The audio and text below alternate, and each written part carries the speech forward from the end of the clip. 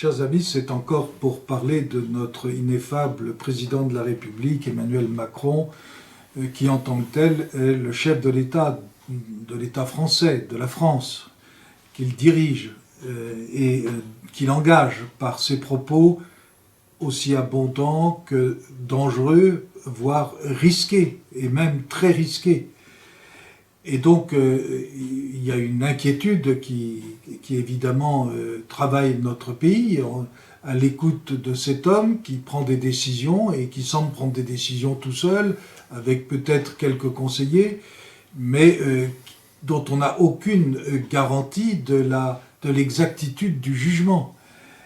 C'est extrêmement grave. Et c'est grave parce que Emmanuel Macron procède de cette façon-là depuis maintenant 7 ans. Il va y avoir même 8 ans. Il va finir son deuxième quinquennat. Et plus il avance, plus il fait comme s'il était seul. C'est-à-dire, il n'y a pas de partenaire, il n'y a pas, comme on dit, de contre-pouvoir, il n'y a personne pour s'opposer à lui, sauf les opposants politiques traditionnels, éventuellement Marine Le Pen, Dupont-Aignan, que sais-je, Éric Zemmour. Mais il n'y a rien. Il est là, il parle, il engage, il prend des décisions, il fait des discours, que ce soit en France et plus gravement encore au bout de la terre, parce que pratiquement toutes les semaines il prend le jet, il s'en va, il va à l'étranger pour se donner de l'importance. Il est le monsieur qui sait que son mandat va bientôt finir et qui doit exister, et comme il peut exister que sur le plan international, parce que là, en principe, il a la maîtrise du discours et la maîtrise des décisions. Donc c'est sur ce domaine qu'il intervient, évidemment, principalement. Ce qui n'empêche pas d'intervenir également pour donner son avis, y compris sur les questions de politique intérieure. Par exemple, il est intervenu sur la question algérienne, tout à fait dernièrement, pour contrecarrer les quelques dispositions un petit peu sérieuses qui pouvaient être prises par Bruno Retailleau en particulier, et qui semblait être avalisé sous forme plus ou moins de menace par son Premier ministre François Bayrou. Mais là, il est intervenu. Il s'agit pourtant, bien sûr, de questions extérieures, mais fondamentalement de questions intérieures. Alors il intervient sans cesse, il existe, et la question qui se pose comme naturellement et que doivent se poser tous les Français, que devraient se poser tous les hommes politiques, est-il en droit d'intervenir de cette façon? Quelle est sa légitimité, pour parler le langage actuel? Et même quelle est sa légalité? C'est une difficulté, parce que comme cet homme est en fin de carrière, en tous les cas d'une certaine manière de la carrière dans laquelle il s'est engagé il y a maintenant une dizaine d'années, et qui a été, à partir du secrétariat à la présidence de la République et du ministère de l'économie, de rebondir jusqu'à devenir, parce qu'il s'en est servi comme un tremplin, à prendre l'État français et à devenir le chef de l'État français, et à y installer ses camarilla à lui, avec sa conception de la chose, et ses décisions qui étaient déjà pratiquement toutes prises et qui allaient dans le sens toujours le même, à savoir d'une construction européenne à établir, à continuer, à faire prospérer, et par conséquent à porter atteinte constamment à tout ce qui pouvait représenter la souveraineté française. Et donc une question légitime se pose, c'est de savoir pourquoi il agit ainsi. Est-ce que c'est parce qu'il veut rebondir? Et ça paraît évident. Il ne va pas cesser d'exister dans 2 ans. Il a là un sentiment qui se comprend très, très, très facilement. Que va-t-il faire? Et incontestablement, il prépare la voie à une nouvelle carrière, ou plus exactement à la poursuite de la même carrière, parce qu'il n'a été à la présidence de la République française que pour construire l'Europe et pour, si possible, démolir tous les obstacles qui pouvaient exister sur le plan national. Eh bien, il va poursuivre la même carrière en rebondissant au plan européen. Et j'avais signalé, il y a maintenant déjà 2 ans, en 2022, j'avais signalé qu'il avait constitué une communauté politique européenne, une CPE, comme il avait existé une communauté économique européenne qui a débouché ensuite sur Maastricht, sur l'Union européenne, sur l'Union monétaire. Et on voit très bien quel est son dessein. Il a constitué cette communauté politique européenne qui englobe, y compris la Grande-Bretagne qui a quitté l'Union européenne, mais la CPE, ce n'est pas la CE, et qui contient également la Turquie, l'Ukraine, déjà l'Ukraine. Il s'est arrangé pour que déjà l'Ukraine en fasse partie. Et évidemment, cette structure est sans direction pour le moment. Et à quoi peuvent-elles servir? Eh bien, elle va servir fondamentalement à ce qu'il veut, à son dessein, qui est de constituer une Europe de la défense. Refaire ce qui a échoué en 1954, c'est-à-dire la communauté européenne de défense qu'on a appelée la CED. Il veut faire la CED et ça sera son grand œuvre, ça sera son coup de génie et il le prépare maintenant et il s'est servi de sa présidence française pour le faire. Et de façon un peu stupéfiante, il profite des occasions qui se présentent pour évidemment activer son dessein et lui donner une réalité concrète, car pour le moment, il n'y a pas de communauté européenne de défense. Il n'y a pas d'armée européenne. Il n'y a pas même d'industrie européenne de défense à proprement parler. Et donc, il va tout faire pour que ça existe. Mais déjà, il fait comme si ça existait, parce que c'est comme ça qu'il procède.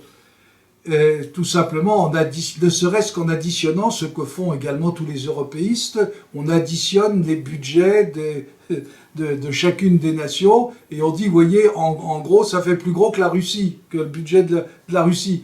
Évidemment, mais tout ça est complètement dispersé, tout cela n'a aucune direction commune et la plupart de ces budgets servent à alimenter les industries américaines qui doivent fournir en matériel les nations comme l'Allemagne, la Pologne, les Pays-Bas, que sais-je. Et donc pas du tout une industrie proprement européenne. Or, Macron voudrait profiter de l'arrivée de Trump, du fait que Trump risque de se dégager de l'Union européenne et de l'Union auquel il ne croit pas, de se dégager de l'Europe, en tous les cas en engageant l'Europe à soutenir elle-même sa propre défense, et avec un argument America First, c'est-à-dire les Américains défendent d'abord les intérêts américains, ce qu'il est en train de développer. Et là-dessus, chacun peut en penser ce qu'il veut, mais il n'empêche qu'il avance ses pions.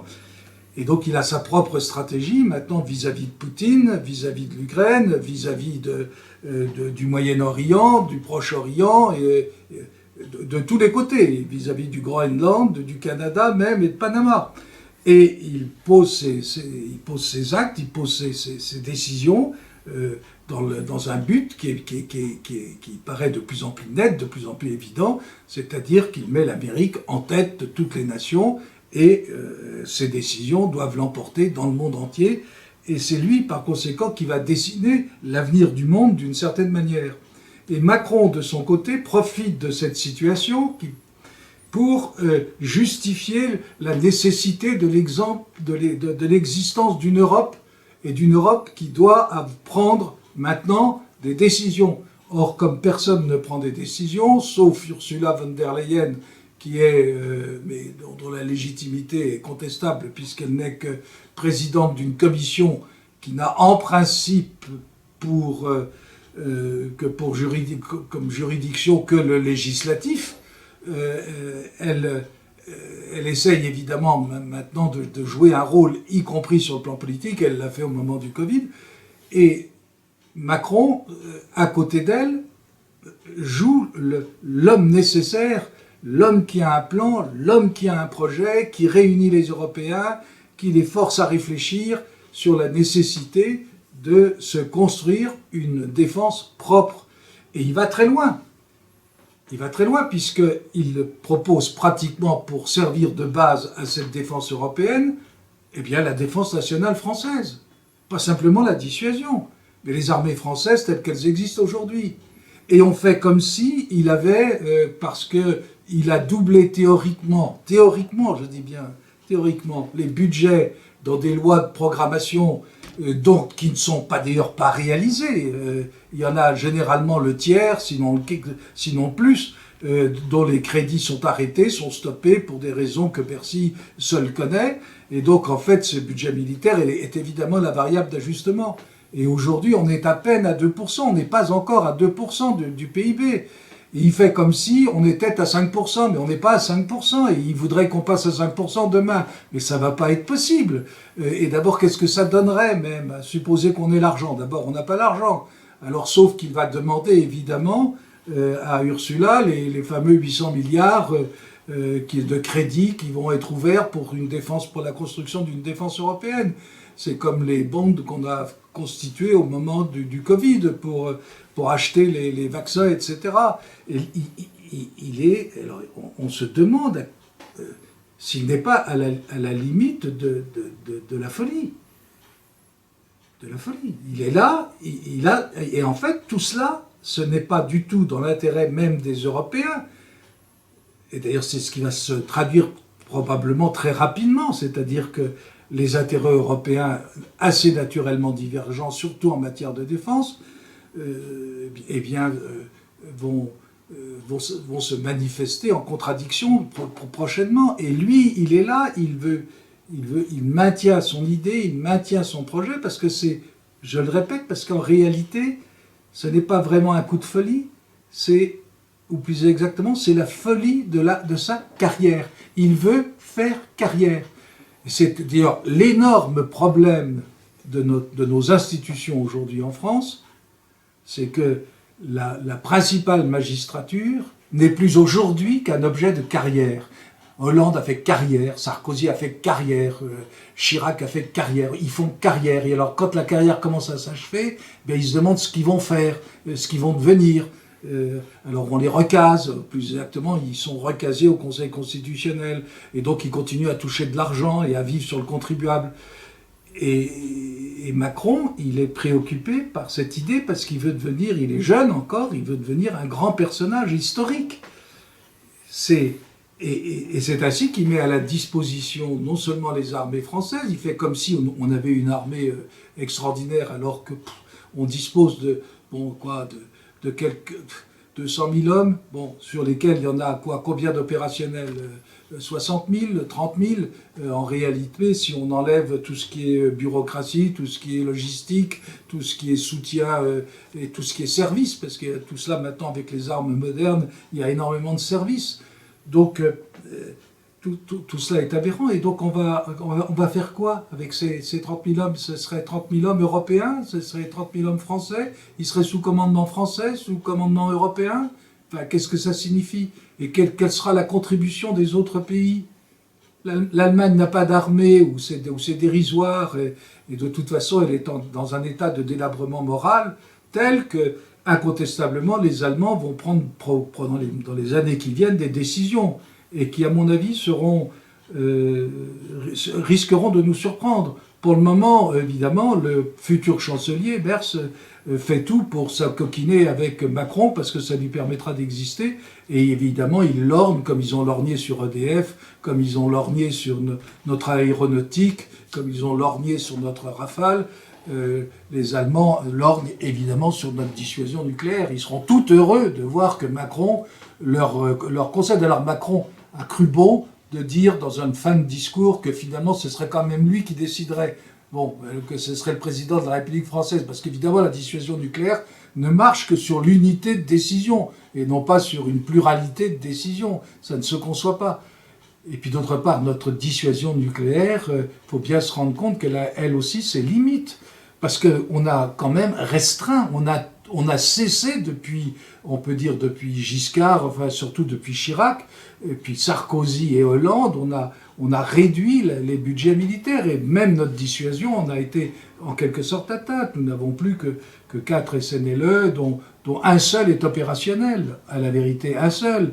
Et quant au SNA, il y en a 6 misérables, on essaye de remonter, on nous parle d'avoir enfin quelques frégates de haut rang en supplément. Mais bon, qu'est-ce qu'on a, on a une vingtaine, 25 bâtiments qui peuvent éventuellement, autour du porte-avions, jouer un rôle international. Mais qu'est-ce que c'est par rapport à la marine américaine, ou par rapport à la marine chinoise, ou à la marine russe? Donc il prend là des engagements terribles au nom de la France. Le Parlement, n'en parlons pas, il n'est absolument pas consulté, mais ça, bon, de toute façon, le Parlement tel qu'il est aujourd'hui n'a aucun intérêt. Ce serait un lieu de dispute plutôt que d'autre chose. Et il est capable de prendre des décisions sous prétexte qu'il faut intervenir dans les discussions qui sont en train de se mettre en place sous la houlette de Trump, et des dispositions pour une trêve, éventuellement une trêve qui pourrait déboucher sur une paix.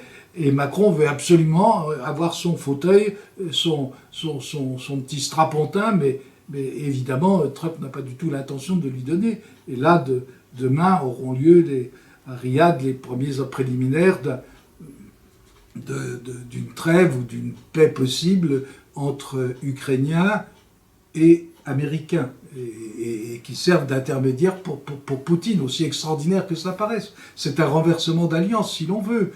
Appelons-le comme on le veut. Mais ce qu'il y a de sûr, c'est que les choses échappent totalement à l'Europe et échappent totalement à Macron. Et c'est vraiment grave de penser qu'il est là et que pour exister, il est prêt à faire n'importe quoi sous forme d'intervention. Et d'intervention extraordinairement risquée. Qu'est-ce que feront nos soldats en Ukraine? Franchement, en face des troupes russes ultra aguerries. Et avec des Ukrainiens dont la loyauté et la fidélité sont évidemment contestables. Je ne parle pas des braves soldats qui se battent et qui meurent, d'ailleurs en grande partie inutilement, dans une boucherie sans nom, mais évidemment de cet arrière politicien qui est autour de Zelensky, et que Zelensky d'ailleurs est obligé de condamner régulièrement. Je ne sais pas si vous avez noté, c'est qu'en 2 ans ou 3 ans, il a éliminé un nombre considérable de concurrents, de pseudo-concurrents, même de son propre camp. Ça veut dire que rien de tout cela n'est fiable, évidemment, rien de tout cela n'est fiable. L'Ukraine n'a pas un État véritable avec lequel on puisse discuter. Et c'est la raison pour laquelle, d'ailleurs, Trump se substitue d'une certaine manière à Zelensky, pour pouvoir traiter avec Poutine. Si on ne comprend pas ça, on n'a rien compris. Ça ne veut pas dire pour ça qu'il faille faire confiance à Trump. Évidemment, il faudrait avoir une politique française. Mais on n'en a pas. Et la preuve en est l'affaire d'Algérie. Enfin, Boualem Sansal est toujours en prison. Boualem Sansal, un citoyen français. Bien sûr, je sais qu'il a la citoyenneté algérienne. Mais enfin, il est citoyen français. On a été incapable de le protéger. Il n'y a eu aucune démarche diplomatique faite concrètement par ne serait-ce que par l'ambassadeur français en Algérie, puisque nous avons encore un ambassadeur. Il n'y a plus d'ambassadeur d'Algérie en France, faut le savoir. Mais nous conservons évidemment, parce qu'on est des valets, on s'aplatit régulièrement devant Tebboune.